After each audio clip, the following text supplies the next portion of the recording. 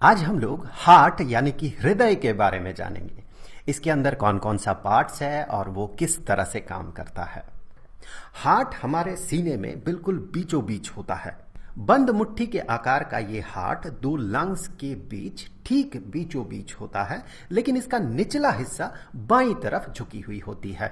यहां पर आप ध्यान दें, ये हम दाहिने बाएं इस तरीके से कहेंगे कि हम मान लेंगे कि हमारे सामने एक इंसान खड़ा है और वो हमारे तरफ मुंह करके खड़ा है और उसका हार्ट हम देख रहे हैं, तो ऑब्वियसली ये उसका लेफ्ट साइड होगा जो कि हमारा राइट साइड है और ये उसका राइट साइड होगा। तो इस बात को आप थोड़ा ध्यान दें। ब्लड सर्कुलेशन के लिए रिस्पॉन्सिबल होता है हार्ट। हार्ट पंप करता है और थ्रू आर्टरीज एंड वेन्स वो ब्लड का सर्कुलेशन होता है। अब देखिए यहां पर क्या क्या पार्ट है। इस हार्ट में ब्लड आता कहां से है? इस पाथ से ब्लड यहां पर अंदर घुसता है। यहां पर एक चेंबर है। चलिए मैं सबसे पहले इन चेंबर्स को लिख लेता हूं। सो यहां पर एक चेंबर आपको दिखेगा और यहां पर एक चेंबर आपको दिखेगा। यहां एक और चेंबर है, यहां पर एक और चेंबर है। मेनली हार्ट 4 चेंबर्स से बना हुआ है। ऊपर वाले जो चेंबर्स है, इन चेंबर्स को एट्रियम कहा जाता है। तो यहां पर एक एट्रियम और यहां पर दूसरा एट्रियम। यहां पर जो एट्रियम होगा ऑब्वियसली ये राइट एट्रियम होगा। ये जो है ये राइट एट्रियम होगा और इस तरफ जो एट्रियम है ये लेफ्ट एट्रियम होगा। एट्रियम का प्लूरल फॉर्म एट्रिया होता है।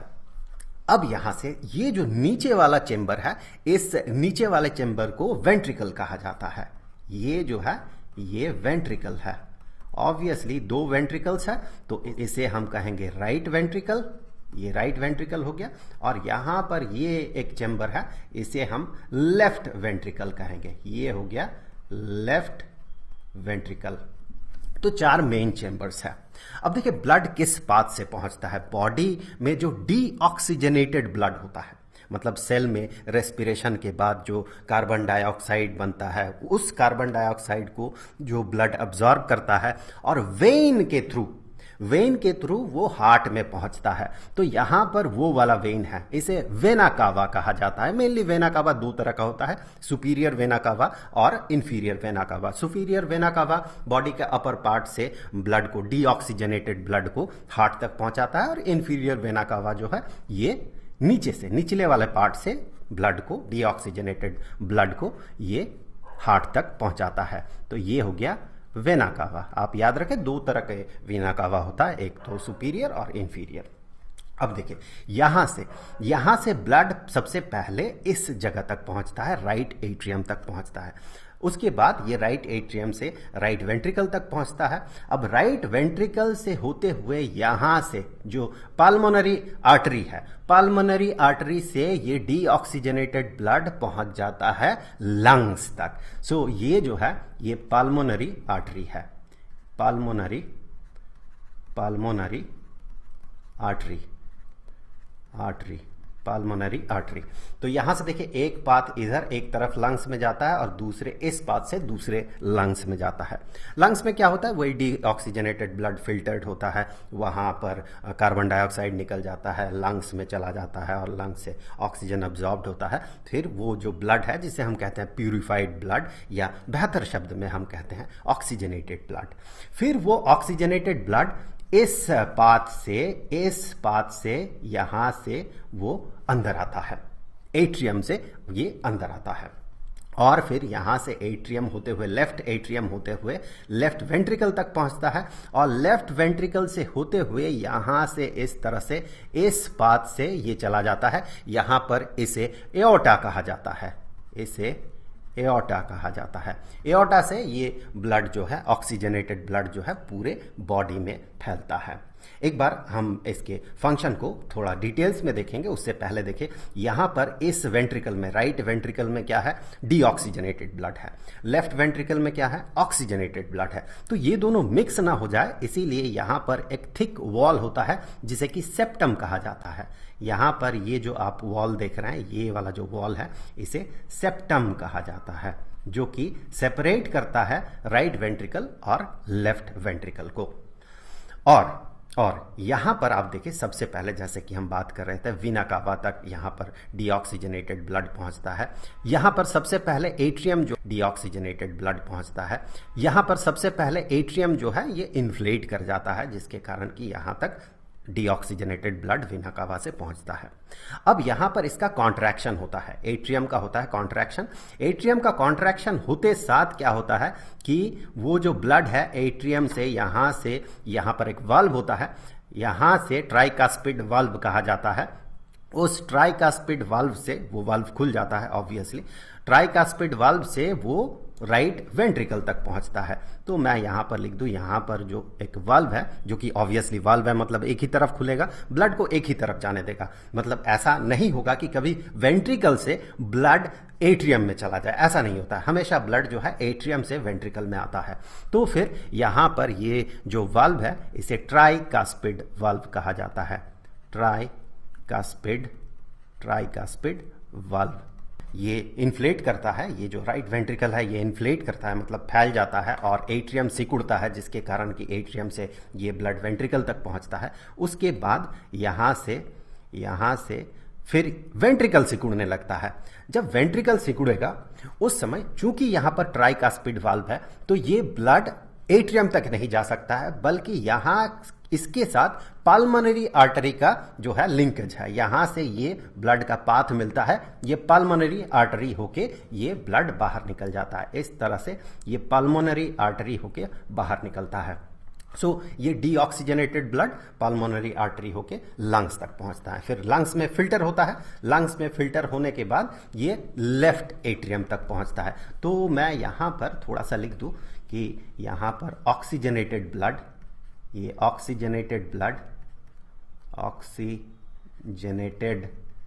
ब्लड आता है, blood from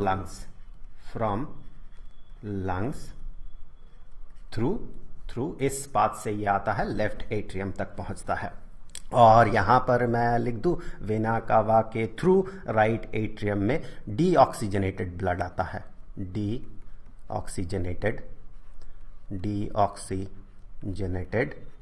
blood from body के अलग अलग पार्ट से डीऑक्सीजनेटेड ब्लड यहां तक पहुंचता है। अब देखिए लंग से आया, ये लेफ्ट एट्रियम में आता है। लेफ्ट एट्रियम में कब आता है? जब ये लेफ्ट एट्रियम जो है ये इन्फ्लेट करता है, फैल जाता है, उस समय ये ब्लड यहां पर भर जाता है।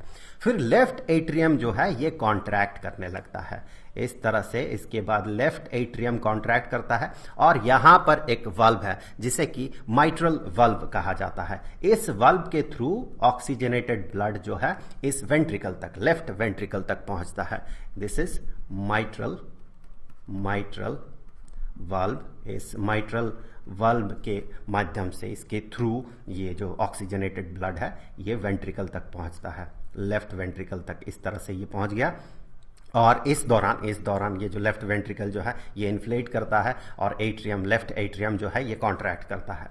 उसके बाद क्या होता है कि ये लेफ्ट वेंट्रिकल जो है ये कॉन्ट्रैक्ट करने लगता है।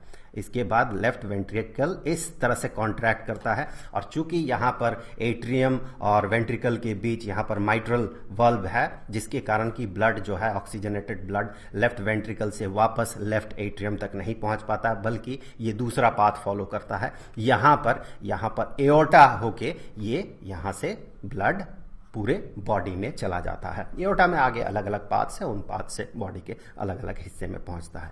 यहां पर मैं आपको बता दूं यहां भी एक वाल्व होता है, इस जगह पे एक वाल्व है, पाल्मोनरी आर्टरी और राइट वेंट्रिकल के बीच एक वाल्व है, जिस वाल्व को पाल्मोनरी वाल्व कहा जाता है। यहां पर है पाल्मोनरी वाल्व।